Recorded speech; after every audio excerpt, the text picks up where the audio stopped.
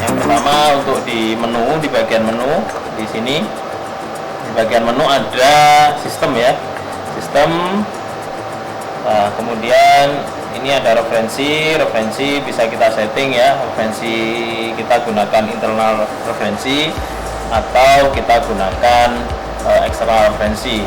Di switcher 4A hampir semua switcher itu sudah memiliki internal synchronizer ya, jadi untuk framesingnya dia sudah internal, tapi jika kita menggunakan Kenlock eksternal itu juga bisa kita lakukan dengan memberikan input Kenlock ya untuk di frame switcher di switcher 4A HVS 350 ini.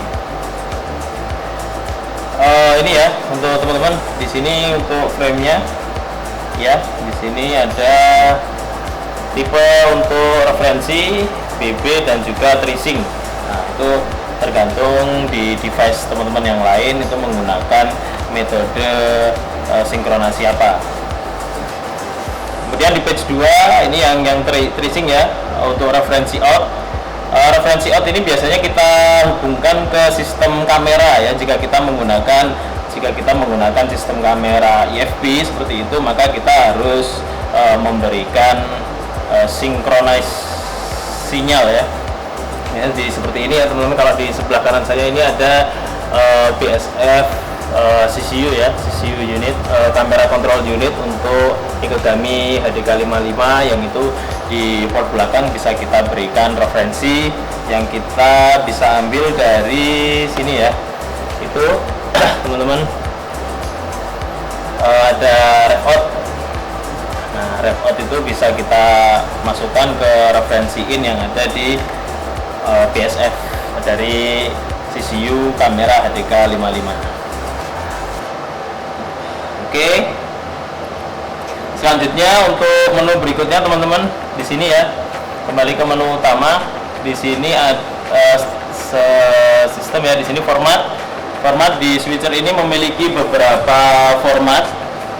Ada 1080 50i, format yang standar digunakan di kebanyakan event ataupun untuk sistem broadcast ya. Kemudian ada 1080 23,9 progresif ini ya, dan 720 60 progresif. Kemudian 720 50 progresif, 525 per 60 ini untuk PAL ya, yang ini yang 625 dan 525 ini untuk format PAL. Jadi untuk progresif switcher ini masih belum bisa 1920 1080 ya. Untuk sistem progresif di switcher ini masih hanya mampu di 720, jadi belum full HD, hanya 720 saja untuk ini untuk format P. Untuk menerima kiriman progresif hanya di 720, dia sampai di 60 progresif maksimal. Sedangkan untuk I, untuk interlace ini bisa sampai 1920 1080 atau Full HD ya. Kemudian di sebelah ini ya, di sebelah menu ini, di layar menu di sebelah sistem ada input. Untuk menekan input di sini ya teman-teman, bisa tekan di F1, tekan. Nah, kemudian masuk ke dalam. Ini yang pertama ada sinyal. Nah, sinyal ini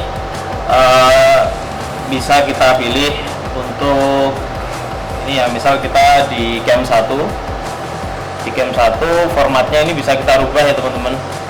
Resize dan framesingnya kita bisa on maupun off. Nah, ini perbedaan jika video yang masuk ke switcher itu sync atau tidak. Itu teman-teman bisa lihat di layar multiview ya, di layar multiview ini. Oke, di situ di layar multiview teman-teman bisa melihat kalau sinyal itu tidak sync. Saya coba di cam 1 ya teman-teman ya.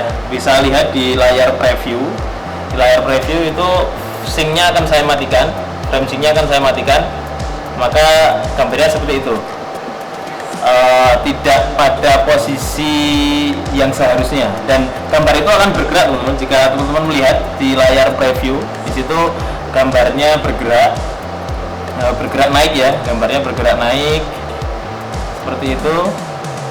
Nah, itu artinya gambar yang diterima oleh switcher itu tidak sync, artinya switcher tidak tahu di bagian mana ini ya, di bagian mana video itu berawal dan berakhir, kiriman sinyalnya berawal dan berakhir seperti itu. Ini kalau off seperti ini ya, di layar preview teman-teman lihat. Nah, ini off, gambarnya berputar ya. Kalau saya turn on seperti ini ya, gambarnya kembali ke mode sync ya, dia udah sync kembali. Untuk menu di bawahnya teman-teman ada side panel ya. Ini untuk matte color ini bisa kita setting jika kita butuhkan matte color. Misal channel ini kita gunakan sebagai background dengan satu warna, atau kita gunakan untuk layar matte ya. Biasanya untuk background seperti teman-teman jika melihat di stasiun televisi, biasanya ada yang di pojok itu ini ya, penerjemah ya, interpreter seperti itu yang menggunakan bahasa isyarat. Itu backgroundnya biasanya berwarna biru atau berwarna merah. Nah, itu bisa kita berikan background menggunakan color matte seperti itu. Di sebelah signal ada Prop M. Oke, kita tekan ya F1.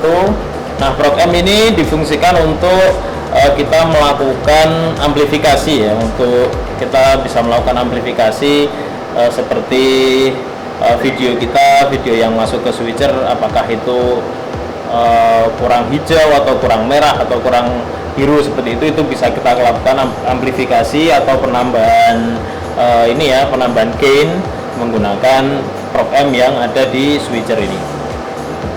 Biasanya kasus yang sering terjadi adalah ketika kita di lapangan, misal kita produksi sebuah broadcast bola seperti itu, dan kita sudah melakukan adjusting di kamera. Kita misal menggunakan beberapa kamera, katakan 10 kamera seperti itu, dan kita sudah melakukan adjusting, akan tetapi masih ada warna-warna yang miss ya. Misal kita sudah samakan untuk WB, kita gunakan 4000 seperti itu, ternyata masih ada 1 atau 2 kamera yang masih kurang sesuai gambarnya, mungkin karena pengaruh cahaya dan lain sebagainya. Itu bisa kita bantu untuk adjusting menggunakan Prop M yang ada di switcher. Kalau misal kita mau gunakan Prop M ini, kita turn on ya, turn on, maka gambarnya akan berubah. Nah, ini teman-teman bisa lihat ini ya, saya kirim ini di multiview. Di layar preview teman-teman bisa melihat kalau Prop M saya nyalakan, nah maka saya menjadi lebih cerah ya teman-teman. Ini ya, seperti ada filter di depannya. Nah, seperti itu fungsi Prop M ya. Jadi kalau saya turn on Prop M, maka proses amplifikasi akan diterapkan di video input yang dimasukkan ke dalam switcher. Setelah signal Prop M, kemudian di sebelahnya ada rename. Nah, rename ini untuk kita mengganti inputan ya teman-teman ya. Kita mengganti inputan di source di multiview. Di multiview itu bisa kita ganti inputannya. Misal di in 1 saya ganti menjadi Arifin. Ini ya, tinggal diputar sesuai ini ya.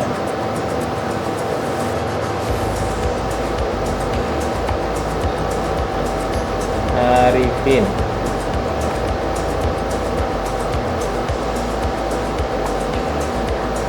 Oke, seperti ini.